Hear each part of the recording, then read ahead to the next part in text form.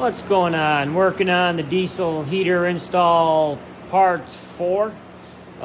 Went to Home Depot, went and got some copper pipe for the exhaust. I marked out, I measured, got the dimensions online of the heaters and marked it in yellow where I'm going to put them. One's going to go here, one's going to go here. There's the exhaust right there. So I went and got some copper pipe and I'm going to run the exhaust. It has to be below the machine. So I'm gonna put the flexible pipe down to this one. I'm gonna be able to cut this. I made it longer than I needed to because still got to hook up a muffler. And then I got brackets coming. Gonna mount the bracket under here to hold the machine up on each side. And then I just temporarily put these brackets on to mock up the pipes, and got some string. I measured 6 feet because that's how long the pipes are that are coming in the mail. Flexible pipe. It's going to go from there to the exit holes right there. Just trying to get a jump on this because all the parts aren't here, so I'm just mocking it up to try to get it going so there's less work to do when they come in. It's funny, I spent $600 on these diesel heaters because last week I was freezing and now it's going to be 40 degrees out. I don't even need them. It's funny, but it'll get cold again.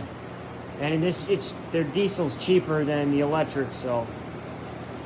So also I wasn't thinking, I got these copper pipes and I soldered the pipes together. And then I got to thinking, while I was using a torch to solder the pipe, I was thinking, wait a minute, these are going to be exhaust pipes. The exhaust heat is going to melt the solder.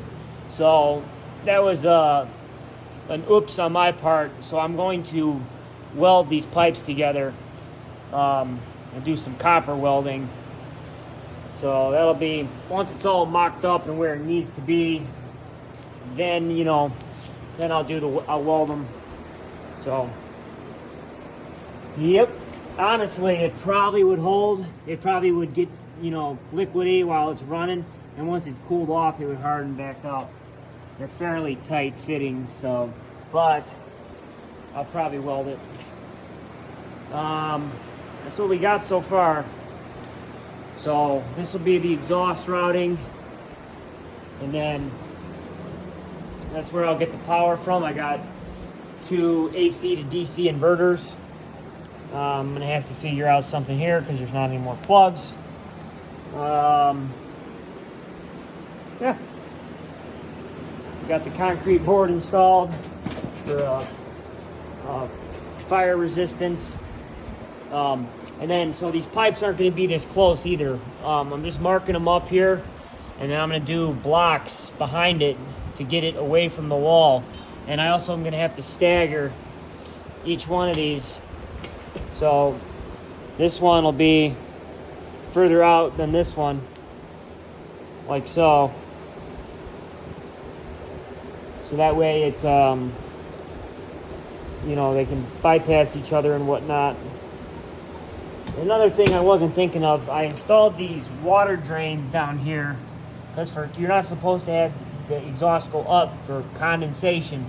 So what I'm hoping is going to happen is the water will run down and then collect in here, and then when right before I shut the machine down, open it up, drain out the water. So that's what I'm hoping is going to happen. But another thing I wasn't thinking about is with all this heat, I don't know if these valves are going to keep working. They'll probably melt or fall apart. So I'm not quite sure about that yet. If not, I will have to find another solution for that. I could always cap it off or whatever and then drill like a pinhole to let the water out. Not supposed to do that because of the carbon dioxide, but I'll figure something out. There's a will, there's a way. So, diesel heater install, part 4. All right, peace.